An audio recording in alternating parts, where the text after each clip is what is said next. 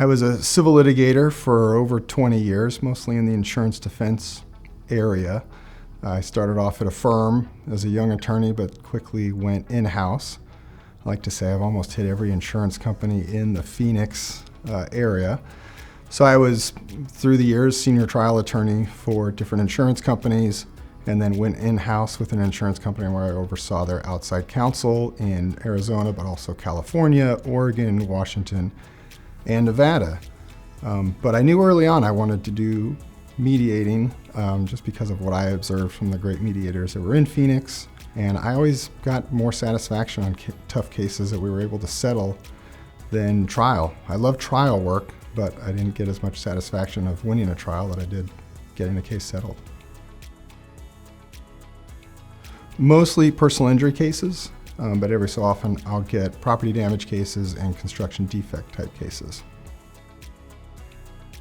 I would say I'm pretty much an open communicator. I like having open discussions with the parties. I want them to tell me and have open, honest discussions of what they love about their cases, and then hopefully that transitions into maybe what they don't love about their cases.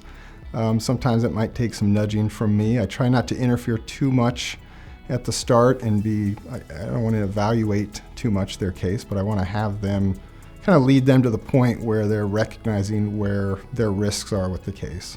Because I think full discussion of those risks, and once we get into those, that's where settlement lies, is usually what the risks are and what the possibility is that those are going to rear their ugly head at a jury. What I've usually heard is, again, back to open discussion, and that I'm easy to talk to. I'm not judging their cases right away. I always reflect back on mediators I didn't like when I was younger, and they would come in and tell me how terrible my case is, and I'm sure they were saying that to the other side too. But then I'm just easy to talk to, and especially with clients, I've heard that I've put them at ease, that I'm easy to chat about their case and make things personal for them, but a kind of open space for them to just have a free conversation about what they are feeling with the case. I would love to say that you measure it by settling every case, but that obviously we know that that's not the case.